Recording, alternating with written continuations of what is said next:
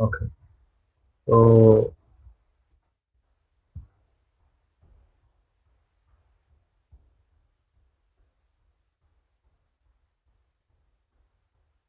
I'm assuming that we will make progress into equilibrium statistical mechanics today because that is our business entirely in the whole course. So, but let me make this transition slightly slowly. So we had talked about the formulation of statistical mechanics in one class before. Last class we talked about quantum statistical mechanics. So we said that if you have a system and this is usually an n particle system, n particles, and this is associated with some Hamiltonian, which is a function of q bar and p bar, and then you have an ensemble associated with the system,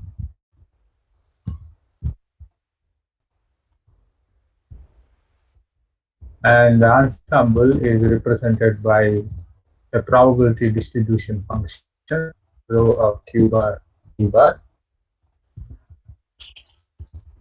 and this rho of q bar p bar is you call as probability distribution function.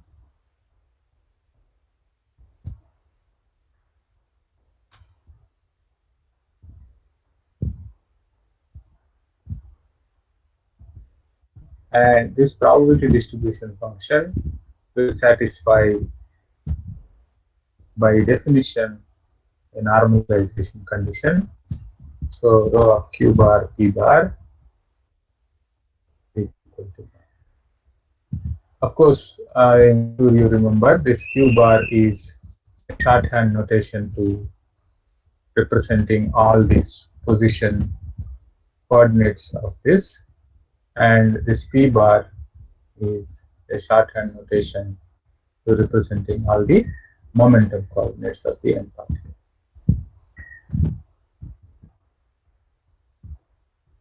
And so this is essentially, we call this as the state of the system.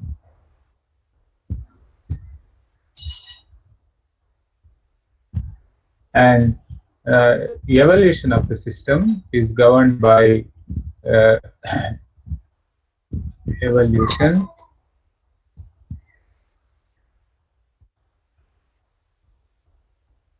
is governed by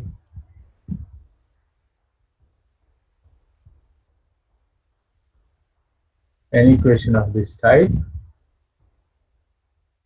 del rho del t plus Poisson bracket of rho with h is equal to 0. And this equation is what we call as Lyell equation.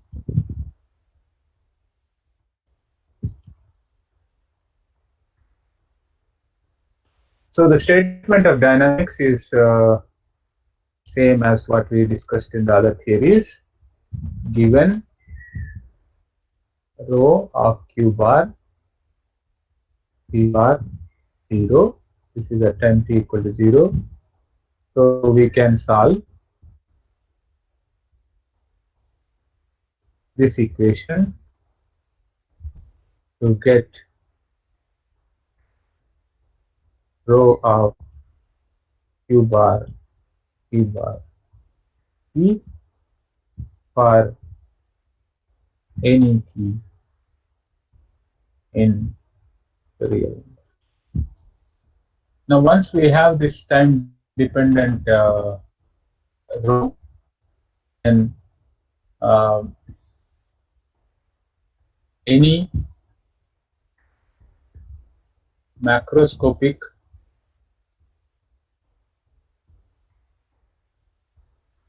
measurable, only they are measurable quantities, properties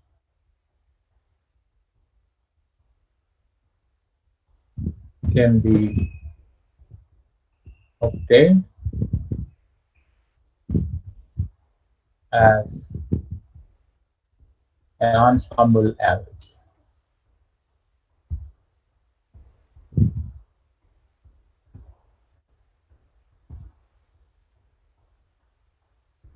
So, as I was telling you that if you imagine that you have got some coordinate system, and this is the point where you are trying to measure this thing, a property which I may call it as B at time t, then this B of r comma t is given by integral dq bar dt bar into B of q bar t bar at that location r into rho of q bar t bar. Now, I don't know if you have noticed, I have tried to make a difference between an arrow here and a bar here. An arrow is, I am representing this with a usual three-dimensional vector, and this bar is a three-dimensional vector. Okay, just a small difference that I have. Now, this is what is called a dynamical function. A dynamical function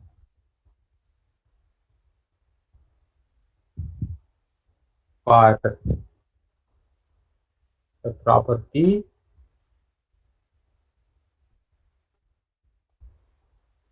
B.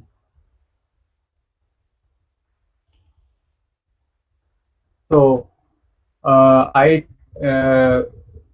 claimed in the last class that the statistical mechanics is formulated. Now this particular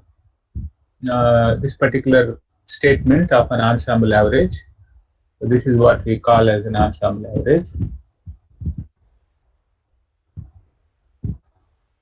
So it's basically a proposal, or it's an idea out of hat. There is nothing that I can derive and show you this is the right thing to do. So when I formulate a theory, I have to say some things, and then you have to the success of this theory is how this works. That's how.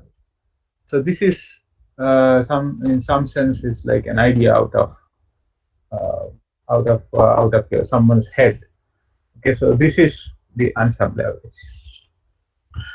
Now there can be some questions that sometimes some questions might occur. One of the questions that some of you may have is that when we talked about limitations of classical statistical mechanics, we said there are some properties in thermodynamics for which dynamical function description cannot be given. Okay, so no dynamical function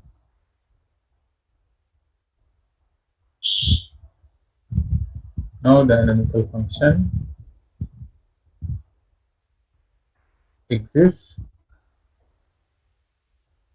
for properties such as temperature, entropy, etc. Now, I would encourage you to think, what are the other properties for which such a thing does not exist? I am giving you two examples. So you can ask, so no dynamical, this is one thing that we have talked about as a limitation when we discussed why classical mechanics cannot be used. But now the description of statistical mechanics or formulation of statistical mechanics is in terms of a dynamical function. So does that mean that we require something more if you want to bring in temperature and entropy into the formalism? Okay, so do we need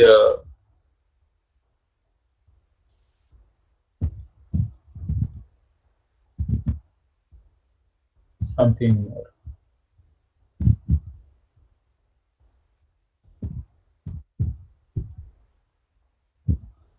To describe E, S, etc. Now, the answer to this question is no. We don't need anything more. But then it's not very clear how this T and S can be described in this formalism. Okay, answer is no. But then I want you to think about how E and S can be described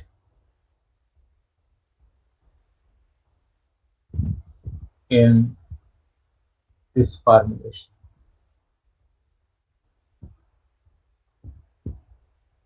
You don't require anything more. That much I gave the answer. But then I want you to think and then appreciate how this T and S can be described in this formulation. So this is one question. Now the next thing that I want you to think about is some kind of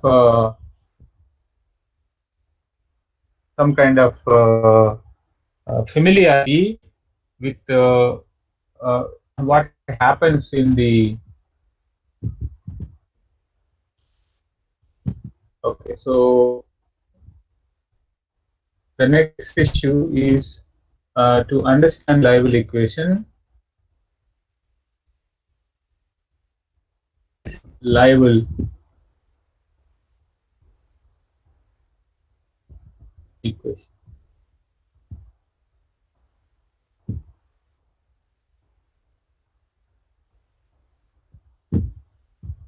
Which is given by dou rho by dou t plus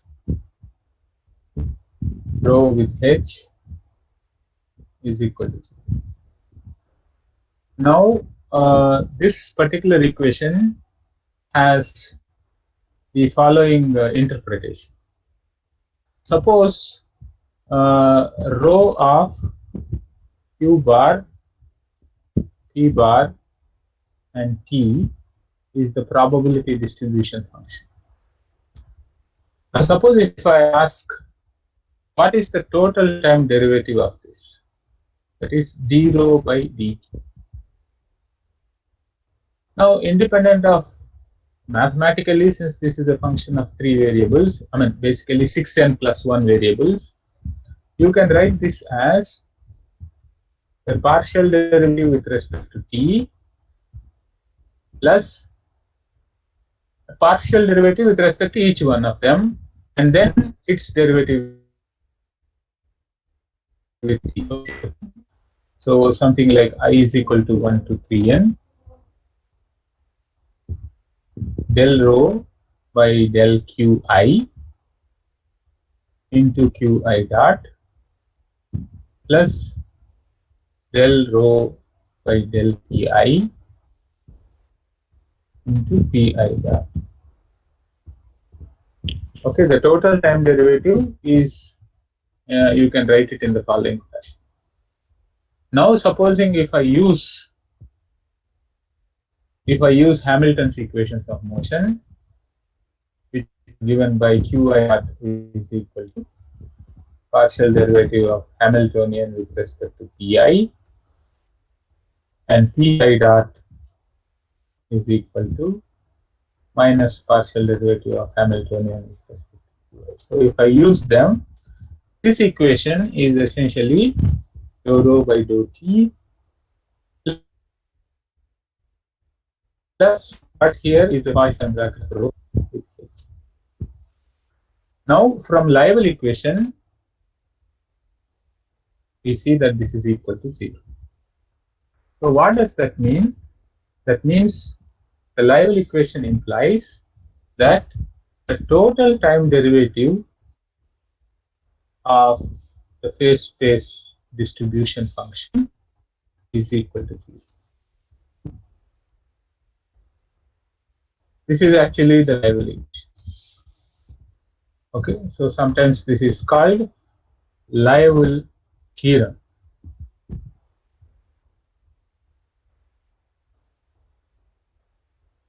Now, what does this mean? We have to get some feel for dynamics visualized in the phase space. This essentially means that the density does not change. So this probability density can have an interpretation like this. Suppose if you have a phase space, okay, let's say this is Q bar and this is P bar. Now imagine that you have some region. This will be some kind of a volume. Okay, so let me call that volume as some omega. Okay, so this is the volume.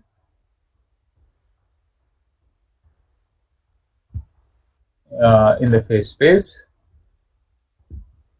we said we call it as some gamma space. And now you have some microstates, because this is essentially rho is the probability of each of the microstate. So let's say in this the probability is large, that means there are large number of microstates. Okay, so let's say there are some number of microstates like this. Okay, so each one of them, each one of these dots that I am putting here is a possible microstate.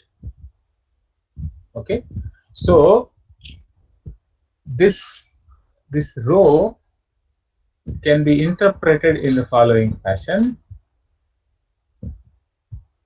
P comma T can be written as density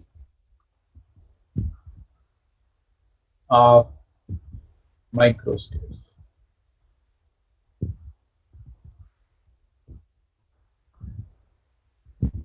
Density of microstates.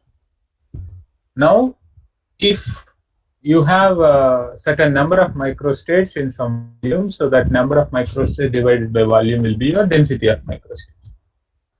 Now, this one should not change with respect to time. That's what this Liouville theorem tells you. Now, what it means is that the volume does not change with respect to, suppose if you started with certain ensemble, that means certain number of microstates in this region. Now you say what happens after some time. Okay, so let's say that after some time, let's assume that this is the axis of time. Now this particular set of microstates that we have considered, they actually cannot, the number will not change and the volume also will not change. But what can change is the shape. That means you may have a very narrow shape like this. I do not know, I'm just drawing. So let's say these particular microstates might actually distribute in this fashion. Okay, the shape does not change, but the volume is going to be same, and whatever is the number of particles that are going to be the same. So the evolution is going to be like this. This is what Liouville theorem tells us, or the Liouville equation tells us. So let's ask some question like this.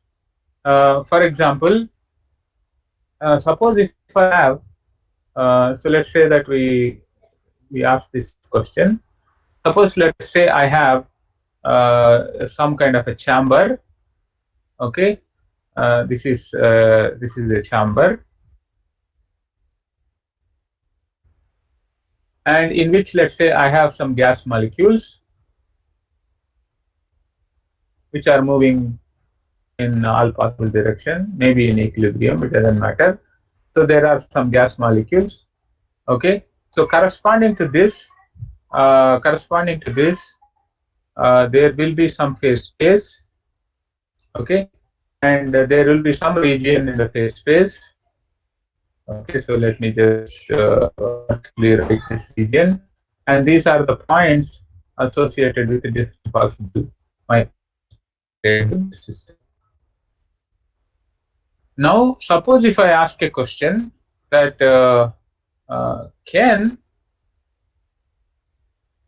so this is the initial state. Okay, so the initial state, or whatever we call as an initial ensemble. Now we ask a question: can all molecules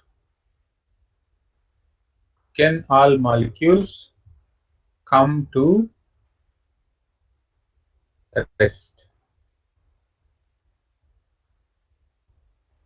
That is, just like somebody says statue, can all molecules just stop moving? So if we ask this question, of course we may say from our experience that will not happen, but then so what happens if this happens? So if your answer is yes, then this phase space, the Q bar and P bar, you have to have all the points on this one. So what does this mean? This means here you have something called a kind of a, I mean, if you just imagine there's one Q and one P, this is an area, whereas the area of this one is 0. Okay, so such a thing is not permitted by the Liouville theorem. So Liouville theorem can be used to even describe whether a physical system should behave in what particular fashion. Okay, so this is not possible. So not allowed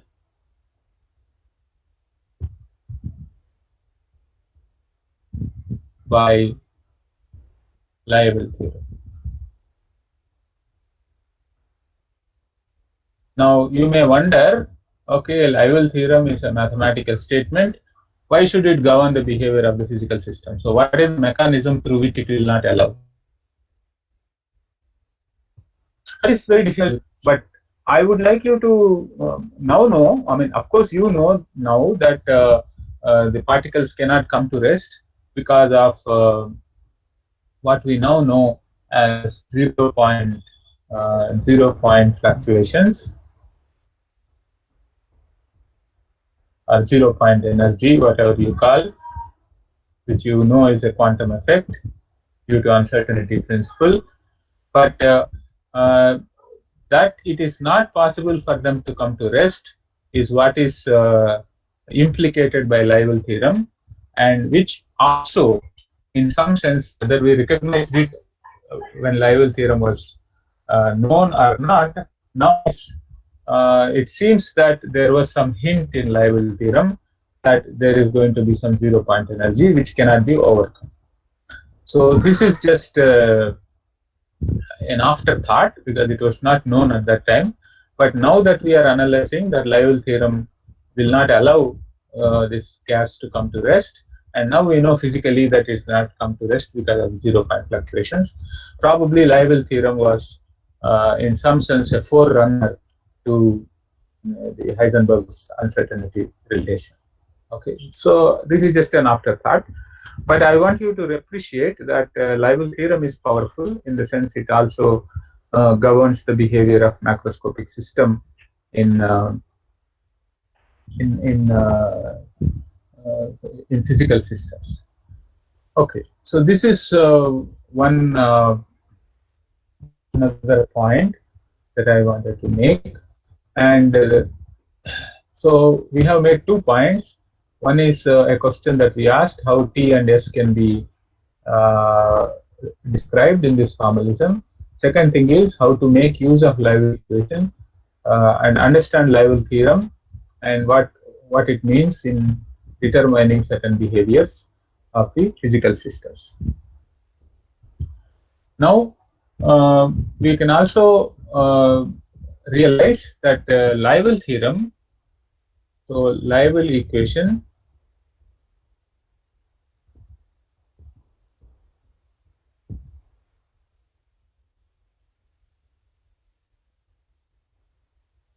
as a continuity equation.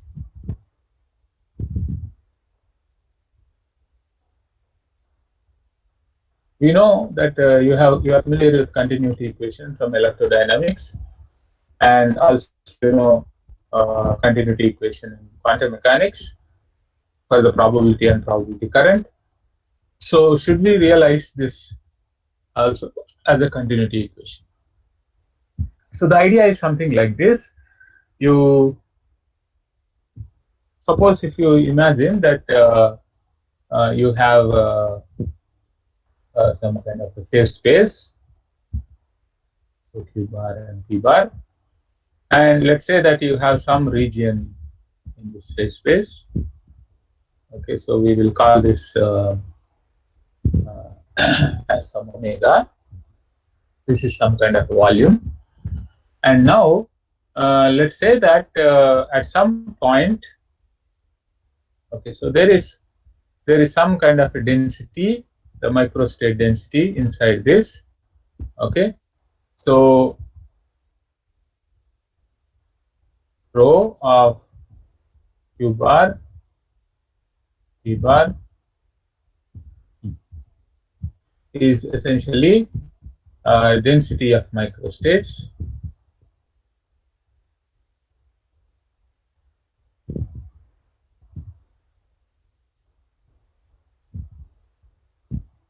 as we interpreted it. So essentially it is the number of microstates that are inside this. Now the question is that if the number of microstates in this region are going to decrease in the next moment or increase in the next moment, that is possible if some points came into this volume or some points went out of this volume. Okay, so that means there should be some kind of a current, some microstates going inside, some microstates going outside. Such a thing may happen. So that is something which you can. So if you imagine that there is some kind of a small surface element here, okay, which I will call it as, let's say, S omega. This surface element, so some amount of particles that will go out. Okay, so let's say that we define some kind of a velocity v, okay, which is essentially, I will call it as Q bar dot comma P bar dot. So what is this velocity? This is the velocity of the micro. So if maybe I should simply write 1 omega, which represents both Q bar or P bar, let's say, then this is simply omega.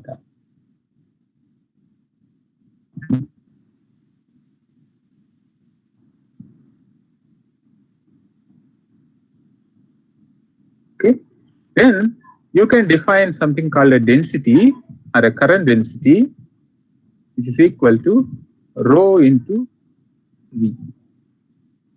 Okay, so this is also a V bar like this, which is rho into omega bar.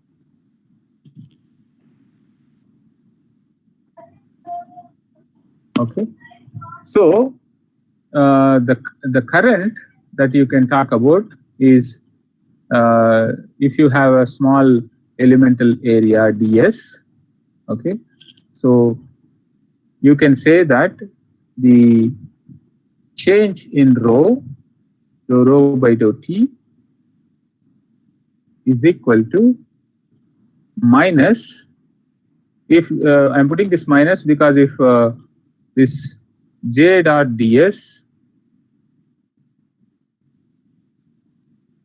if this j dot ds, if this is positive, that means something is going out of this volume, then this will decrease. If this is negative, that means something is coming inside the volume, this will increase. That's why this minus sign is there. And now this integral is taken over all the surface s omega. So this is usually the continuity that we talk about. Now this can be rewritten in terms of a volume integral. Okay, so this also will be, I have to integrate with d omega over the entire omega. Okay, so this can be written as, I use a generalization of Gauss divergence theorem for higher dimensions. So this is d rho dt d omega is equal to minus integral divergence of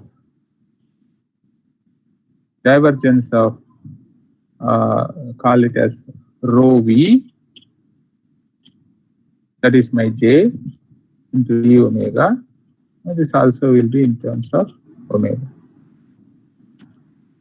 Now this is arbitrarily true for any small omega, and hence we can get the integrand to go to 0. So that is dou rho by dou t plus divergence of rho v is equal to 0. Now you can see that this is just a continuity equation of any sort. You know that in electrodynamics we say charge density and this is current density. Rho by dou t plus divergence of this is equal to 0. So this is the continuity equation. Now we want to know that this is same as Lively equation, and for that we have to understand how to do this divergence. So divergence of rho v is something like this. So you have sum over I is equal to 1 to 3n dou by dou qi of rho into qi dot. Because this v has q dot and p dot. So whenever qi is there, you write qi dot here. That's how the divergence, no? Del ax by del x plus del ay by del y, like that. Plus if you have pi, dou pi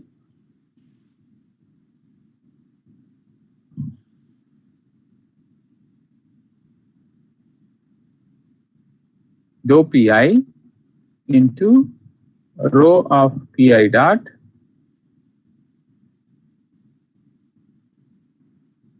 So this is the expression for the divergence.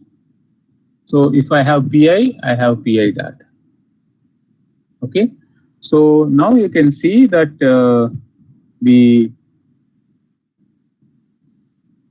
this expression now this itself is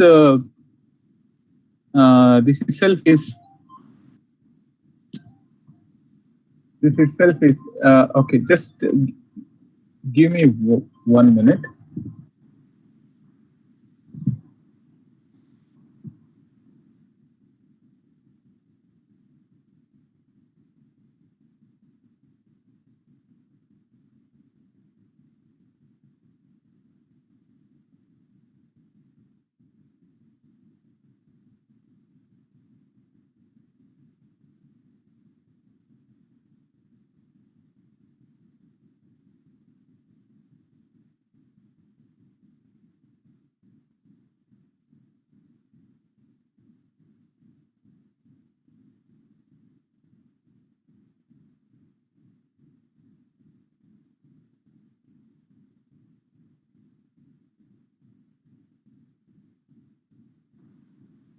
Hello.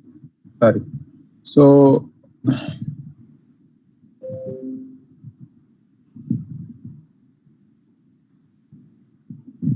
we have this divergence is written in this fashion. So I'm not writing anything different. So I want you to recall that divergence of any three-dimensional vector A is equal to dou Ax by del x plus del Ay by del y plus del Az by del z. So this can be generalized. Generally, if you have, let's say, a n-dimensional vector A, then you write it as sum over I is equal to 1 to n dou Ai by dou xi. So last time, if you recall, we had written in the index notation as del I Ai.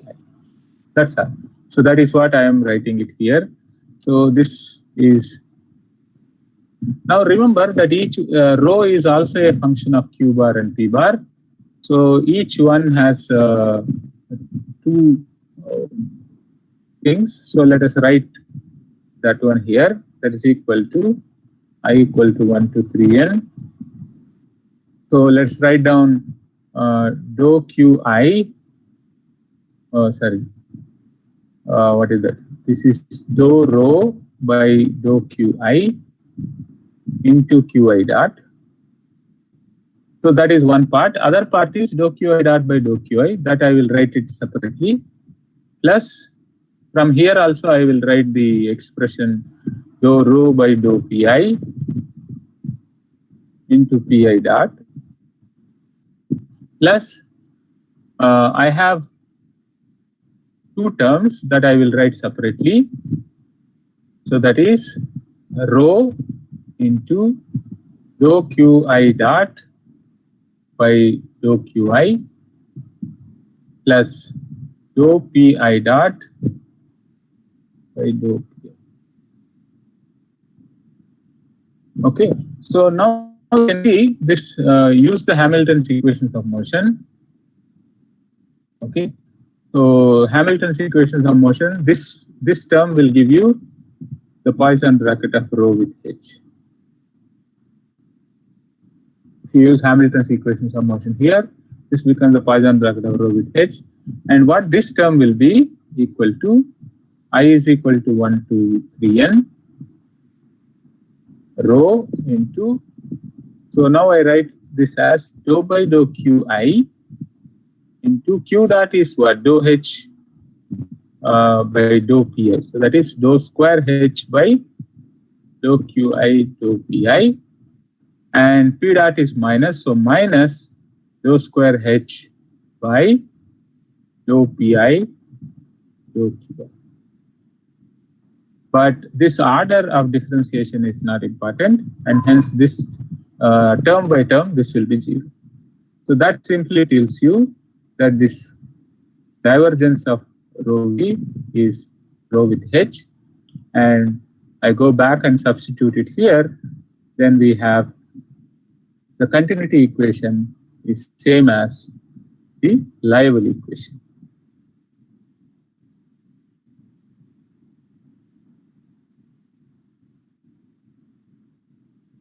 Okay, dou rho by dou t plus rho with h is equal to 0. So this is the third remark that I wanted to make about this Liouville equation. Now you can see that this particular thing, we can see that we will specialize to equilibrium.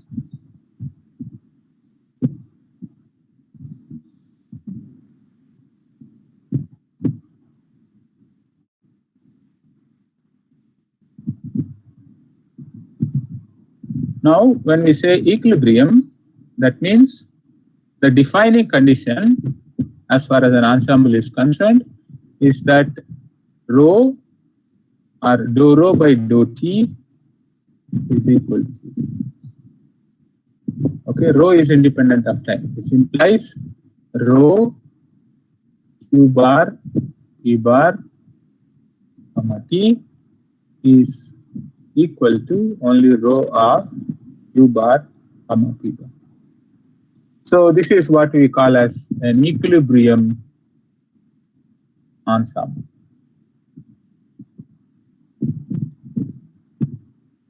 Now this rho also must satisfy by this definition that an equilibrium ensemble should also satisfy that the Poisson bracket of rho with H is equal to 0. Okay, equilibrium ensemble must also satisfy. Now, for example, a simple solution for this one is rho of q bar p bar, that is rho depends on q bar and p bar, not explicitly but only through the Hamiltonian. Let's say Hamiltonian is a function of q bar and p bar, but rho is a function of Hamiltonian. So it is not, there is no explicit dependence on q's and p's, but it's only through the Hamiltonian. If this kind of a density is there, this implies, now you ask what is the Poisson bracket of rho with H, which is equal to sum over I is equal to 1 to 3n dou rho by dou qi into dou H by dou pi minus dou rho by dou pi into dou H by y. But I can write down dou rho by dou qi as dou rho by dou H into dou H. Right, like that, because the dependence of q is only through H, and I can write dou rho by dou pi is equal to dou rho by dou H into dou H by dou pi for all I from 1 to 3n. I will write this. Now this means that we have the Poisson bracket of rho with H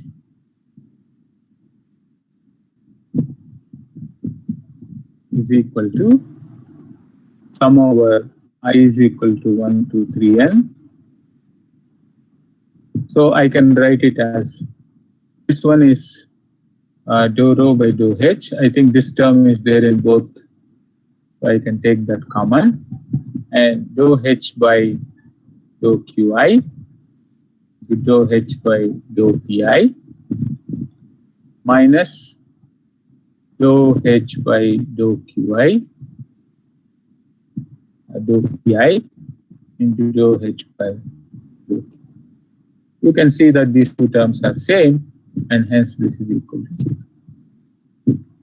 So one of the conditions where this gets very nicely satisfied is that if rho depends on qb through H, it is always an equilibrium ensemble. Okay, so now equilibrium condition are equilibrium ensembles. That means it is like you you first define, if you know this rho as a function of H, that means your ensemble is fixed. There is no evolution because it doesn't depend on time. And once your ensemble is fixed, then the only thing that you have to do in statistical mechanics is to calculate the ensemble averages. Okay, so let me talk a little bit about the notion of equilibrium. Okay, so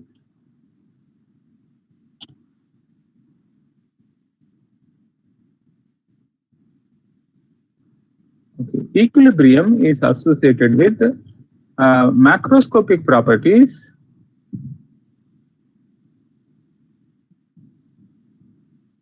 and these are the measurable properties that as we talked about. Properties vary with time.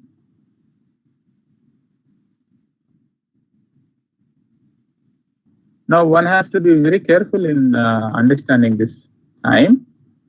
It's not that they don't vary at all, but they don't vary with time. So that is within the time of your interest or observation, whatever you call.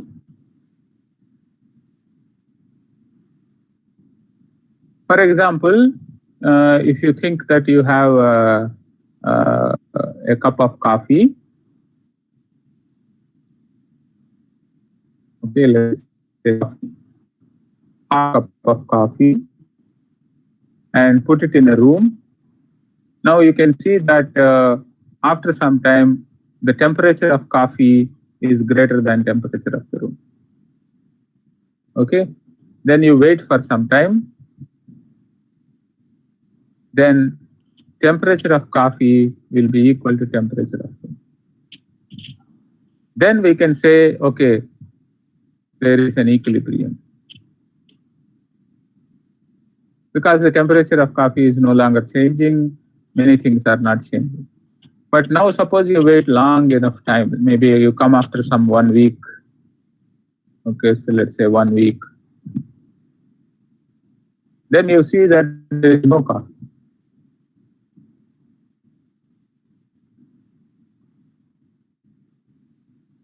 Okay, so then what has happened? There is this coffee, molecule by molecule it will evaporate, and you give long enough time, no coffee will be there in this. Even if the temperature is same, so the changes will occur over longer times.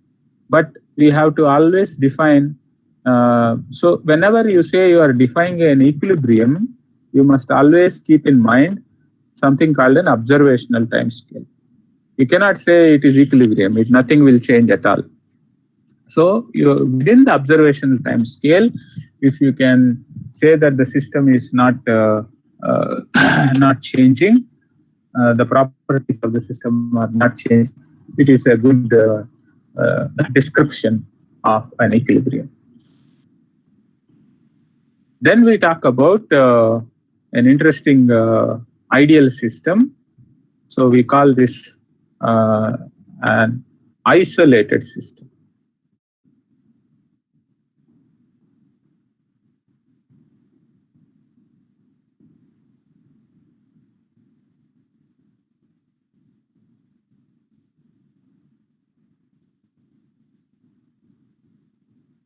Okay, so this system is isolated in the sense that it does not interact with anything else. There is no interaction. So let's a system that there is no interaction. Okay, so I have a system, and there is a boundary, and there is a surroundings, environment.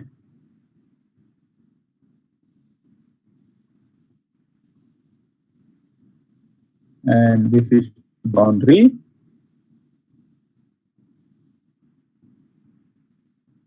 Okay, so you have a system that is isolated completely. That means I have no connection with the environment. So a macro state for such a system, a macro state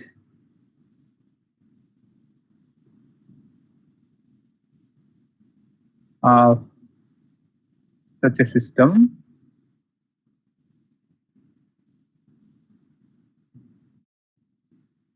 can be described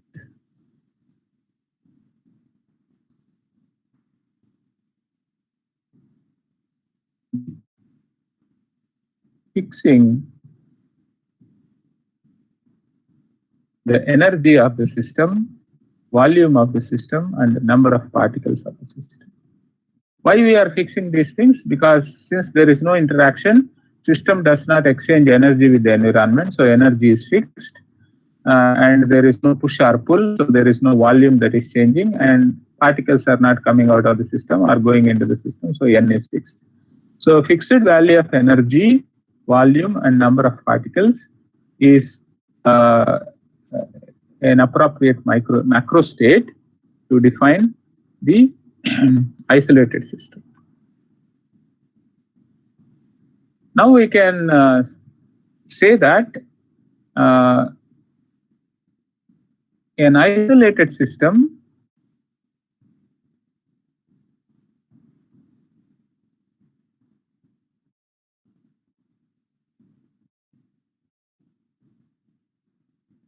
left to itself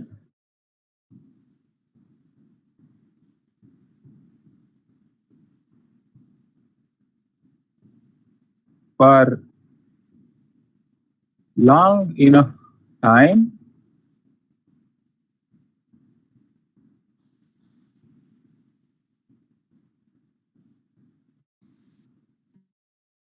left to itself for long enough time equilibrates.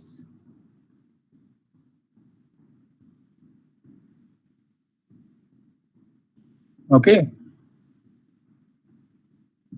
Now this is something which I am giving as a statement. Okay, because that has been the experience. Okay, so statement of an experience.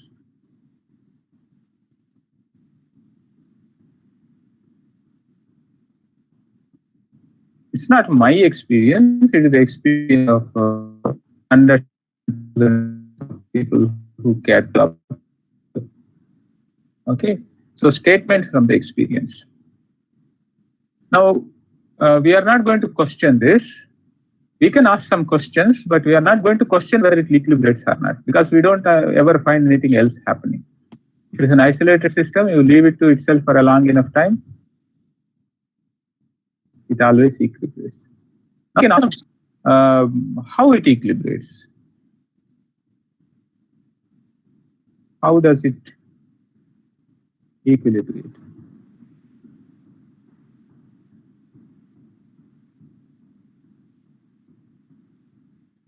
Or what is the mechanism? It is something which always happens, so we will be interested in asking what is the mechanism of equilibration.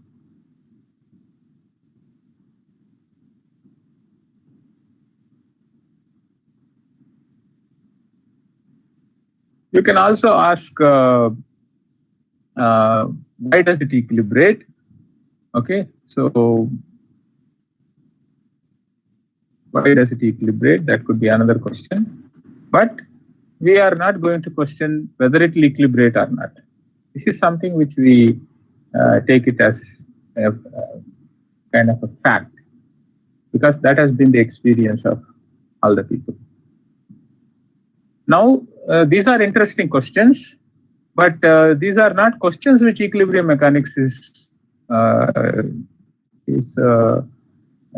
interested in, because these are mechanisms to reach equilibrium. Now, what happens if equilibrium is reached? Okay, so we will come back to these questions, but let us jump ahead and then based on our experience, let's assume that we have waited long enough and then the system has reached an equilibrium. Now, we are going to consider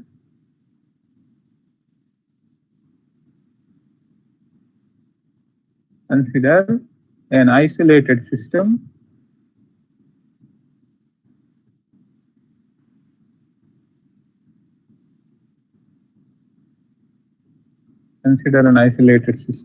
in equilibrium.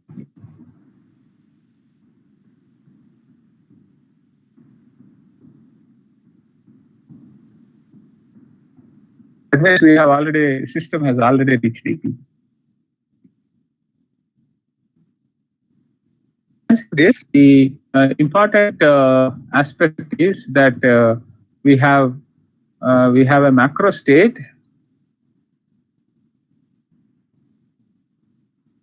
corresponding to a fixed value of energy, fixed value of volume, and fixed value of number of particles in the system. And then corresponding to this,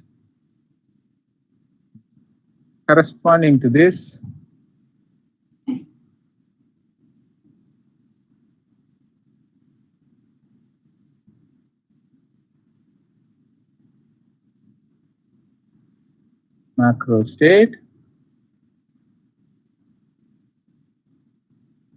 there are large number of microstates.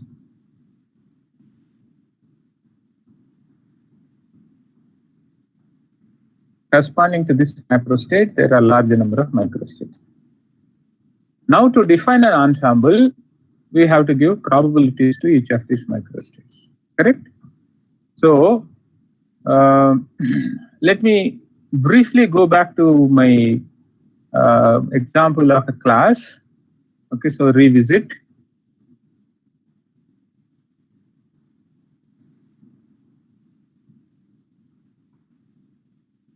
Class example.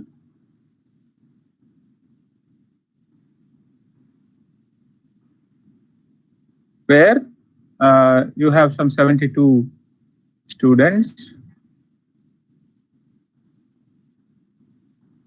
and each student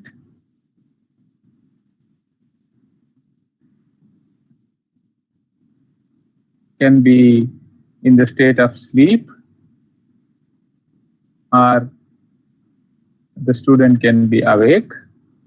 These are the two possibilities that each student can exist. Now, suppose if I define my macro state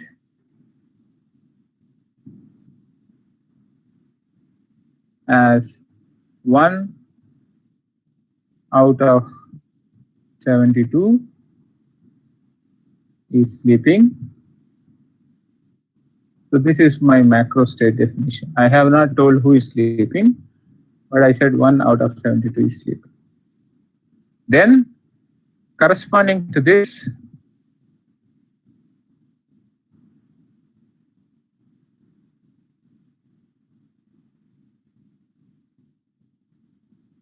how many microstates are there? There are 72 microstates.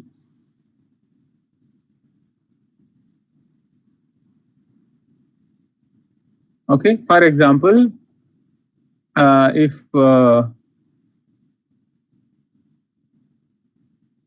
roll number 35 is sleeping,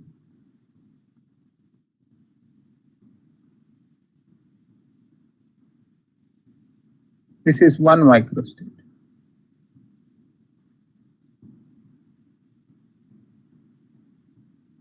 Okay, this is just an example. Like that, I have roll number 1 sleeping, roll number 2 sleeping, etc., etc., etc. So now I have a set of microstates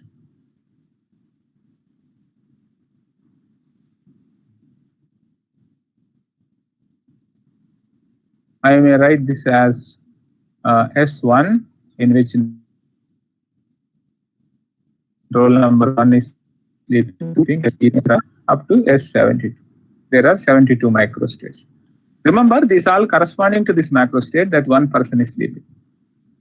If I say 2 persons are sleeping, then I may have 1 microstate in which 1 and 2 are sleeping, another microstate in which 1 and 3 are sleeping, and so on. I'll have 72 into 71 divided by 2 total number of microstates.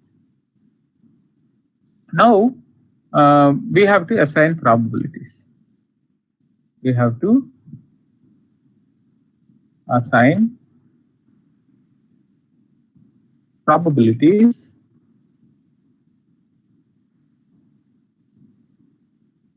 to each microstate.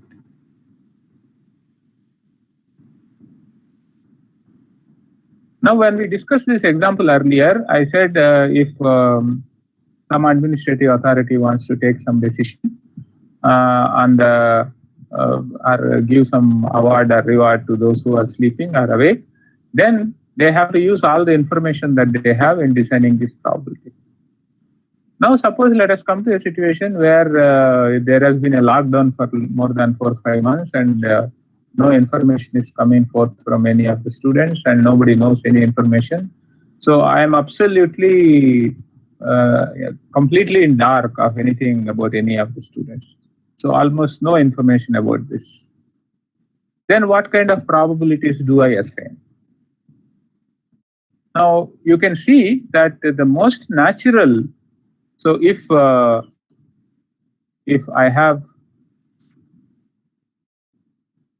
have no information,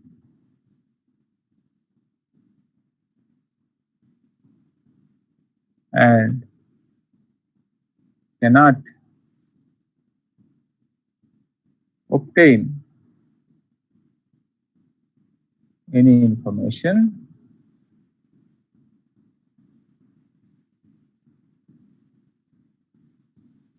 most natural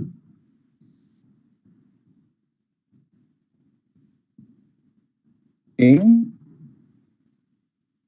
to do would be to assign equal probability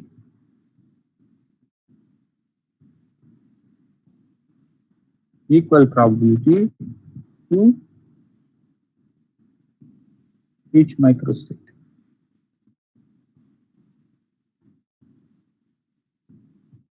Now remember, why am I calling it most natural? Because suppose I am assigning more probability to S3, that means I am knowing some information about it. If I have no information about it, about any of the microstates or any of the student for that matter in this example, then the most natural thing is to assume that all the microstates are equally probable. So I want you to just keep this in the back of your mind when we discuss this isolated system in equilibrium.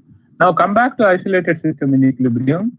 Now isolated system is such that now the system may exist in so many microstates, but which microstate is more the system is in, we will not be able to know because it is an isolated system. The moment you try to interact, it will no longer be isolated because interaction is always some interaction. And the isolated system, by definition, you can't interact with the system. So, we say that. So, most natural thing to do will be all microstates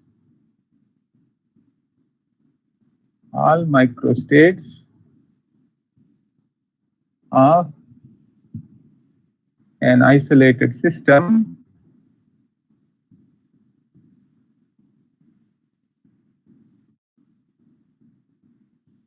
isolated system in equilibrium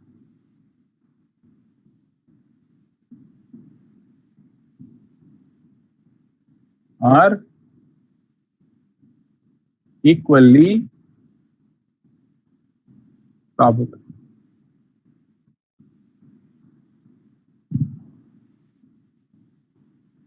Now, many books will call this as a fundamental postulate, and this is known as postulate of equal a priori. A priori because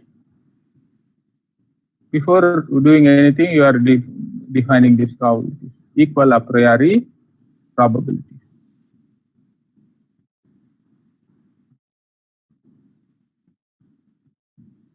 Okay, so this is of course true for an isolated system in equilibrium because that is what we cannot obtain any information about. And so all microstates are assumed to be equally probable. Now, there is also some debate about this one. Are we assuming? So the question is this an assumption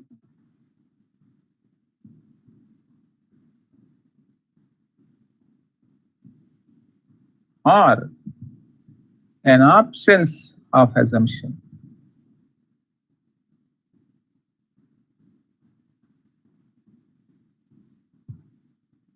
That means if you are not giving equal probability to all, that means you are assuming something you know more about some microstate than the other. So when you are giving all microstates equal probability, that means probably you are not assuming anything. So it can be called as absence of any assumption. Okay, so there is some kind of a debate in textbooks. You will see that some people call it an assumption or a postulate. Some people call it the most natural thing to do. There is no assumption, so it is basically representing an absence of assumption, etc. But anyway, this is probably kind of a language-based debate. But essentially, what we want to understand is that all microstates are equally probable for an isolated system. That's the most natural thing one can do, and whether what we are doing is correct or not, we are going to only be guided by the experiments at the end of the story. Okay, so now you can see that if you have several microstates, and the probability of microstates is given by so let's say that you have a set of microstates.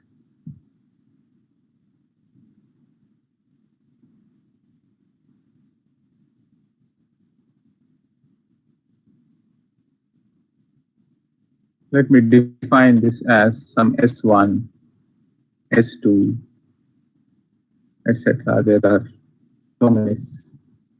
There are some omega number of microstates. So then what can we say about Pi? That is probability of microstate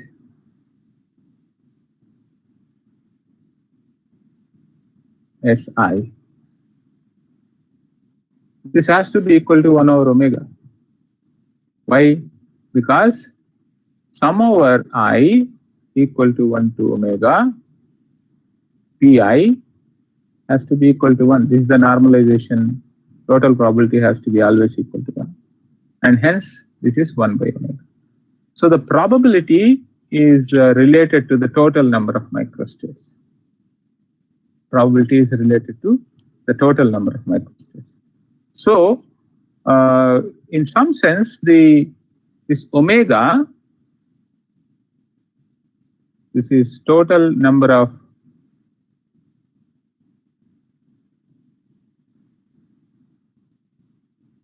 microstates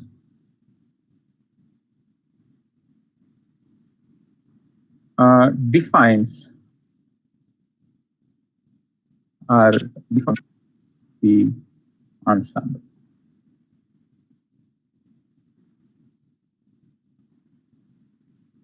Okay, so or characterizes the ensemble. In some sense, probably a better word is characterizes the ensemble. Yeah. Excuse me, sir. Sir, this means this postulates of fundamental statistical mechanism, this will not be applicable in case when system starts to interact with environment. Like you have assumed that the isolation system. So if system will not be isolated, then this postulate will not be applicable. Correct. Okay. This postulate is for isolated system in equilibrium. Even if the system is not in equilibrium, it is not applicable. So this, yeah. Sir, the set of microstates is a finite set, sir. Yes. The set of microstates, is it finite or infinite? Is that the question? Whether it's a finite set or an infinite set. Because we have clearly written it as a finite set. Yeah.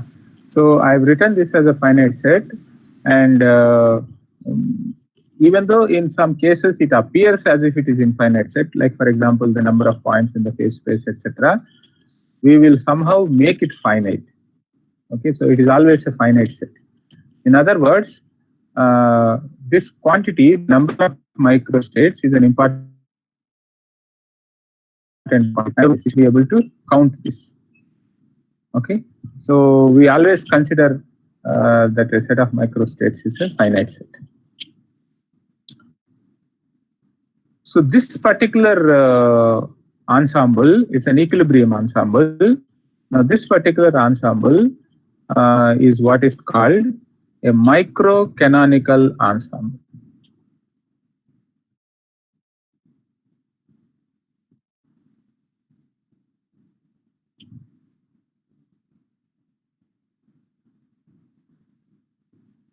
Called microcanonical ensemble.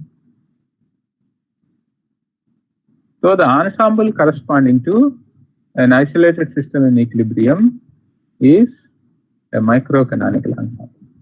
And for microcanonical ensemble, all microstates are equally probable. So there is this quantity omega, which carries this ensemble. And so in statistical mechanics, so if you have any isolated system in statistical mechanics, so the business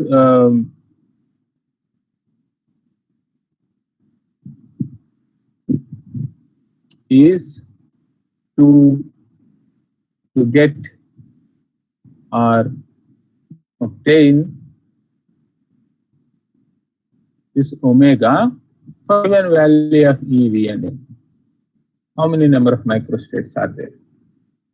Okay, that is our business as far as microcanonical ensemble is concerned. Now, once we get this, then what is our aim? Our aim is to get thermodynamics, go to thermodynamics and calculate. There is a important relation due to Boltzmann, and this relation is called Boltzmann relation.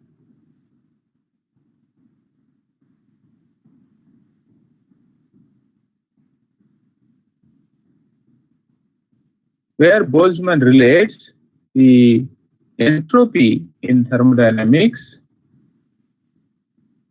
to this quantity through a very famous formula called Kb logarithm of omega of EVN. Okay, so this is probably a very important equation for doing for implementing statistical mechanics. Once you get this omega, you are going to relate this S, and from here all thermodynamic properties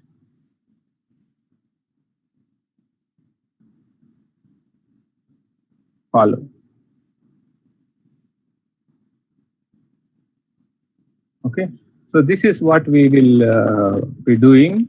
For example, in a few classes from now onwards, we will be using this equation to first we will try to do calculate omega for various systems, and then relate this omega to S, and then from there we calculate different thermodynamic properties. So this is the scheme in which we will be trying to do statistical mechanics using this particular microcanonical ensemble. Now there is, of course, this also is something which nobody derived, and this equation is considered so important that this is engraved in Boltzmann's tome. I think it was written as W here, but many textbooks write it as omega, so I just used this omega. So at this point, I wanted to call the states of matter.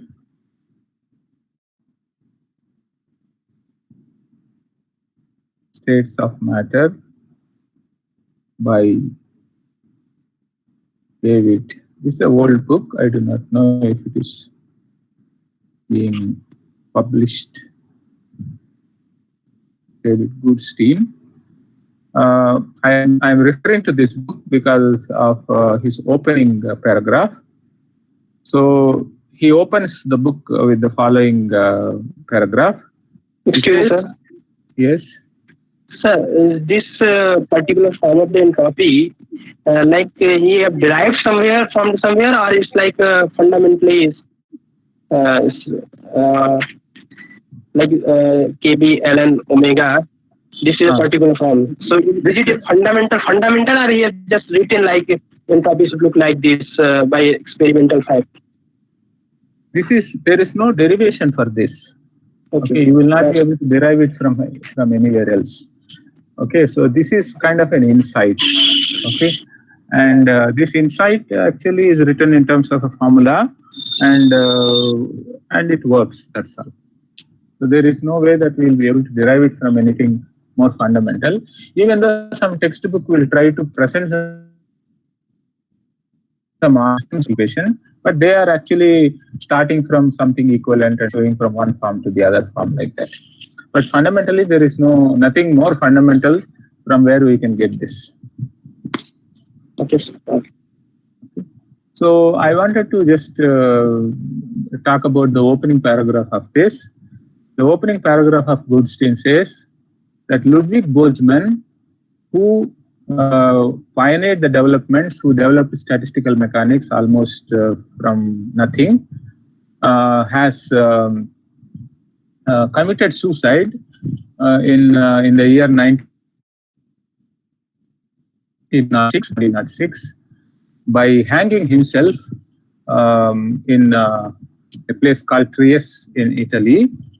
That is where International Center for Theoretical Physics is now situated by Abdus Salam much later. And his student, his name is Arne Fust, who has also done very important work in statistical mechanics and developed statistical mechanics further, have also committed suicide by shooting himself with a gun. And before he shot himself, he also shot his child. He first shot his child and then shot himself and committed suicide. Finally, Goodstein says that it is now our turn to learn statistical mechanics.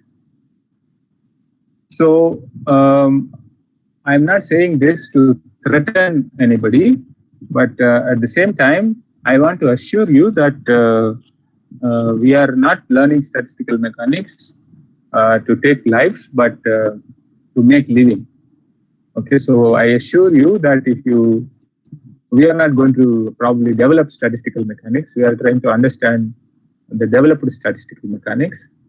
But then later I did some survey, and then I found that there are at least 16 to 17 scientists who did some work or the other in the areas of thermodynamics and statistical mechanics, have actually committed suicides. So the theory seems to be very much involved, and probably one should not get too much involved in the theory because of the history. But anyway, it's a theory which invites you into the intricacies, and you may lose a little more time than the other subjects, because there are issues which are very, very profound and very, very important. And it is a theory of everything that you see around, and hence it makes more a case for you to be more involved than the other theories. Okay, so this is just as an aside, because many people probably do not even know that there is a kind of history of this sort for the subject. Okay, so this is one issue here, that entropy is defined in this fashion. But now you can ask a question that if entropy is, so you can say that if you have let's say system 1 or system A, which has an entropy SA, and it has the number of microstates as omega A, and let's say you have system B, which has an entropy SB and number of microstates as omega B. Then when you combine the system, okay, combined system,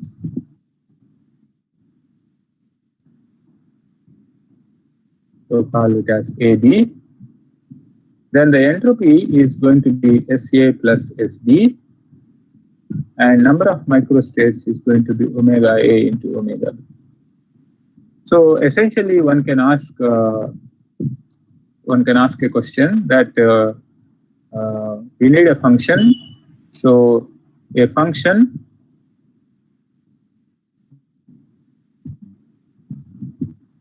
f that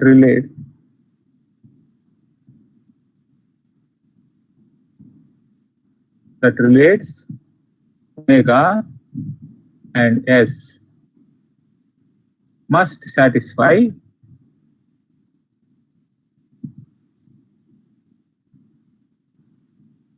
a functional relation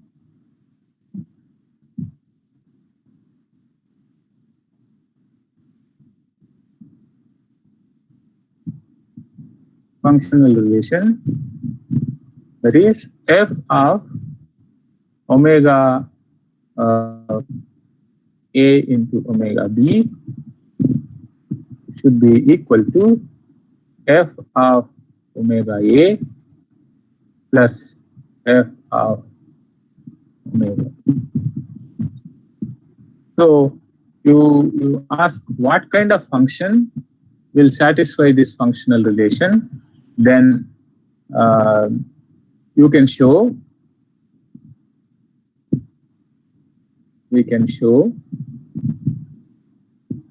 that, I encourage you to try to show this. We can show that f of omega should be proportional to logarithm of omega. Okay, and of course this is a dimensionless quantity.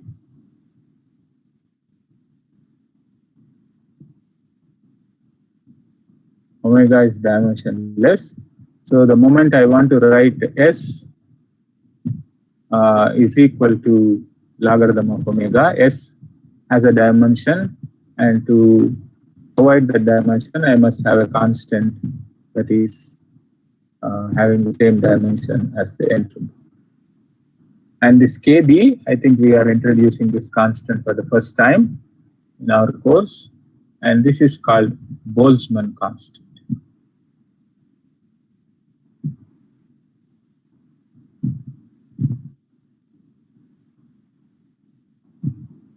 One of the fundamental constants in physics, and it has got a value which is 1.38 into 10 to the minus 23 joules per Kelvin.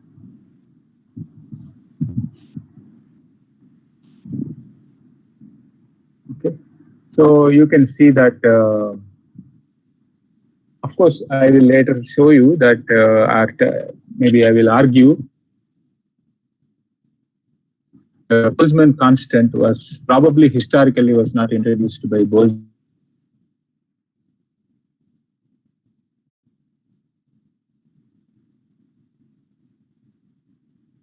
Constant was first in Boltzmann. Probably these two are not very good friends, but they were almost professional rivals. But ironically, it looks like Boltzmann constant was introduced by Max Planck and Planck's constant was introduced by Ludwig Boltzmann.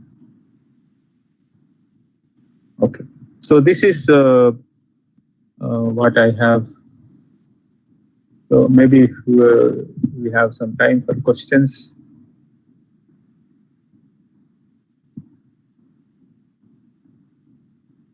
Are there some questions?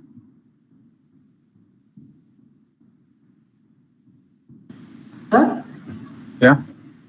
Sir, in the beginning, it was stated that no dynamical function exists for properties such as temperature and volume, temperature and entropy. Yeah. Can we prove the non-existence of such statements?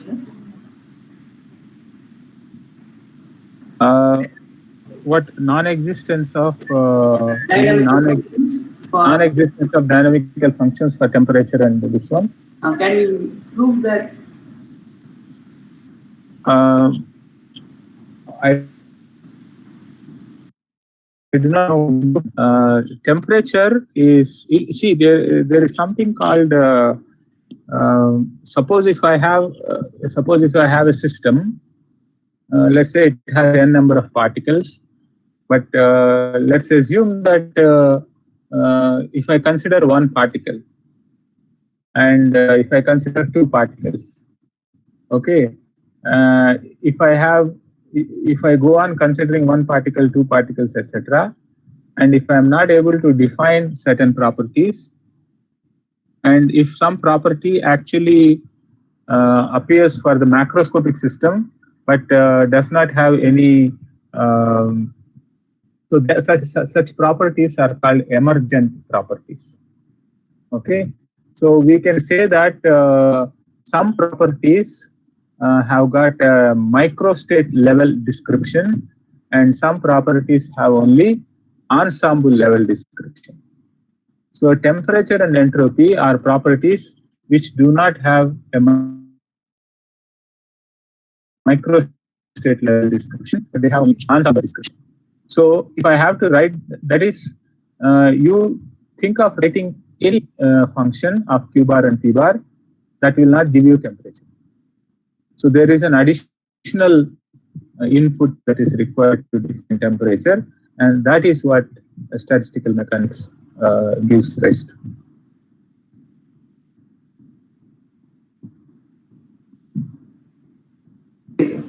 Okay, sir.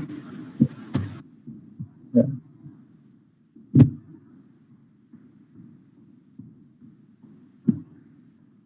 So any other question? Sir, this is a small kind of doubt. Like, in case of the isolated system, you had told that we won't be able to know whether it is completely like in equilibrium state or not. Because if we start to measure or if we start to find out what's in that, then interaction will be happening, right? So how is it possible that we will be like we can know whether it is really in equilibrium or not? Yeah. So you should not ask this question, because we are starting with the faith that the isolated system, if you leave long enough, it will equilibrate. That means we have waited long enough. Okay. Now you can ask a question that how long is long? Okay, that is what those two questions I left unanswered. That what is the mechanism of this equilibration, and how do we know it has equilibrated or not, or how long we have to wait to come to a conclusion that it has equilibrated. Okay, so those points we will discuss probably in the due course. But at this moment, I wanted to just assume that system has reached equilibrium, and we don't question that. And once you know that you have an isolated system in equilibrium, then what all I said will follow. But your question is important and very interesting, that how do we know that system has equilibrated, because we are not going to interact with that.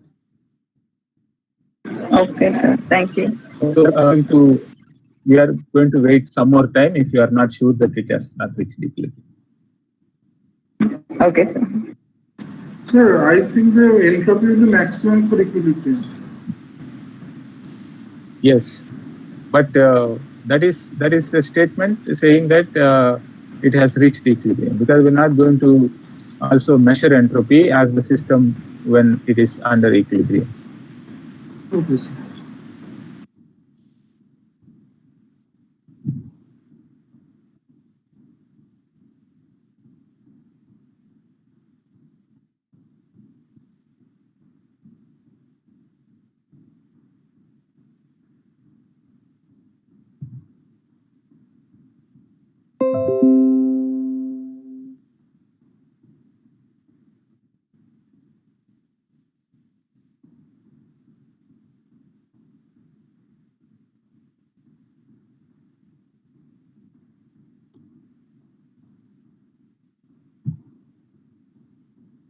Okay, so I think we have some. Hello, sir. Yeah. So when you're Vijay? talking about this volume in gamma space, and you change the shape of that volume. You said that the number of particles in that volume is not changing, and the volume itself doesn't change, but only the shape changes. In this case, you also told that when the volume goes to zero, so the volume should not change, but here the volume has changed. Yeah. Are you concluding from Leibniz theorem that this is not allowed? Yeah. So basically, if so the density will not remain same, right? If the volume goes to zero, what will happen to the density? We will not be able to create any new microstates, correct? So the density will go to infinity. So d rho by dt will not remain zero, correct? So that is what will tell me that you should not have volume going to zero. So one more, sir. Here you have taken in the next section Liouville equation as a continuity equation. So you have taken V and omega. And so how are you defining this V and omega?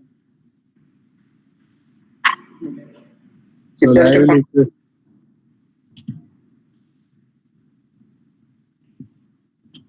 Just a moment, I will go to that section where we talked about here.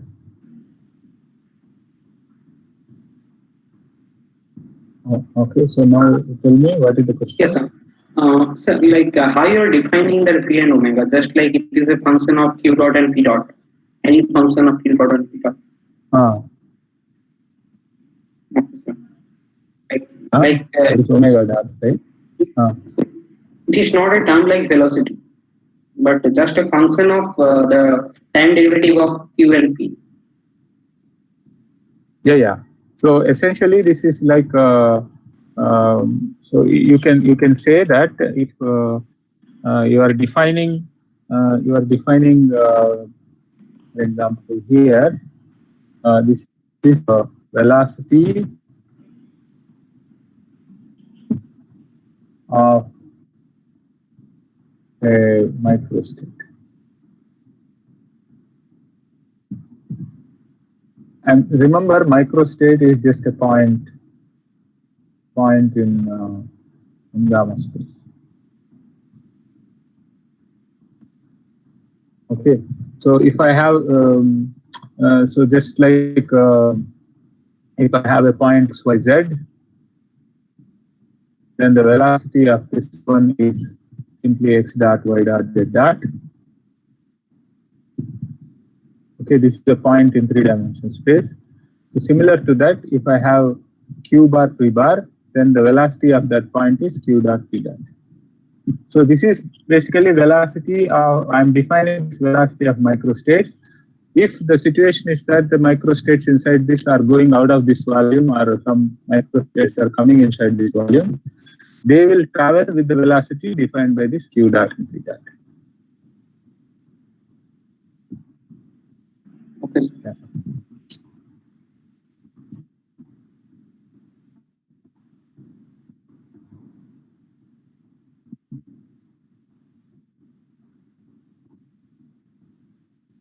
Okay, I think we have some non-Pondicherry participants. Let me see. Isha, are you there? Hey, hello, sir. Yes, sir. How are you, Isha? I'm doing fine. How are you, sir? Yeah, good. So, are you able to attend these classes? Yes, sir. So far, I don't have any classes scheduled on Wednesday morning. So Okay. I've been attending them. Okay. So, otherwise, other days you have classes? Yes, sir. Only on Wednesday you are free. I think that. So we had a statistical mechanics course previous semester, but because of the lockdown, we were not able to complete it properly. Okay. So good. So this is kind of An opportunity, yes, sir. recap. And I always wanted to attend this course when you were teaching it in Monday. Yeah. So lockdown has helped that way. Yes, sir. Ashutosh. Yes, sir. Ashutosh, how are you? For Yes, you sir, also I am online classes. For you Yes, also sir, online classes. Yes, sir. It has started, but at this time, usually there is no class. So, Okay. So you are able to. So you are able to attend without any problems, internet problems, etc. yes, sir. You are at For home? me, there is no. Yes, sir. I am at home. No internet issues. Okay. Good. Shashikantakar. Namaskaram, sir. Hello. Yes, so sir. you also don't have classes now, or No, class? sir. I don't have any classes right now. Okay, that is good. Sri Gugan.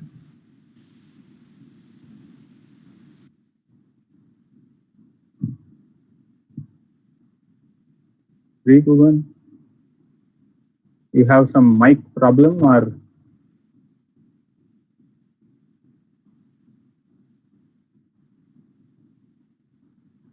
how are you attending classes?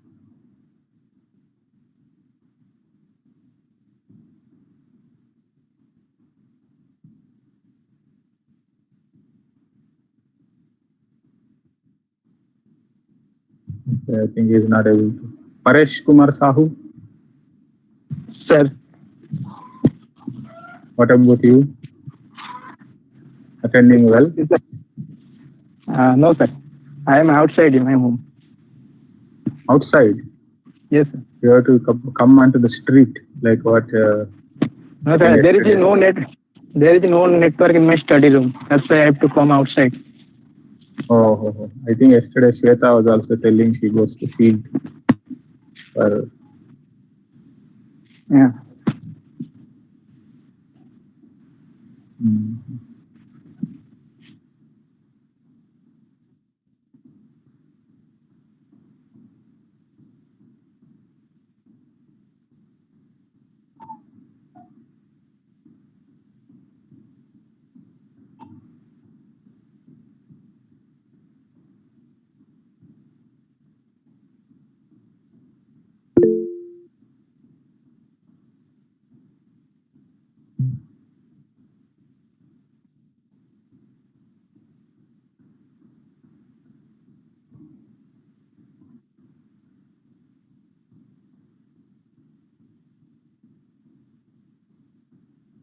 Okay, I think there are no questions. Maybe then we can close.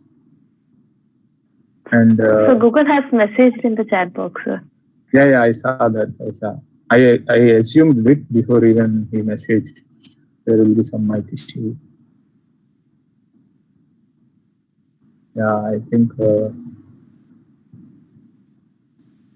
it's most difficult for many of us. I'm also assuming that Messi has stored some scientist who committed suicide. I think she was ahead of many of us in this research. Why suicide rate is high for scientists? They become very cranky, I think, as a part of their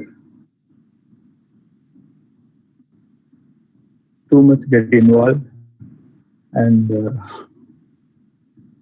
whether you get the result also,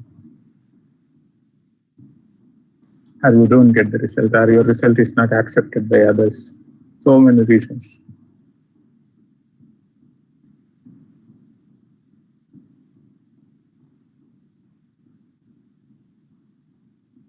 Okay, so there was some thing which Shruti, yesterday you were saying that on Friday there is quantum class. Should I take that class, or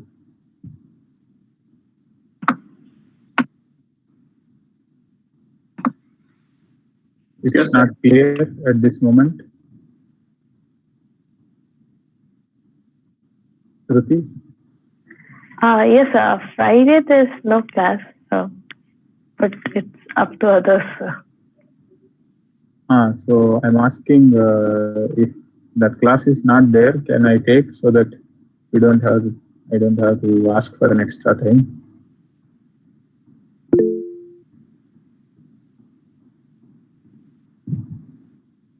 Otherwise, it is like you don't say that class is not there, and instead of quantum mechanics, some other class will happen.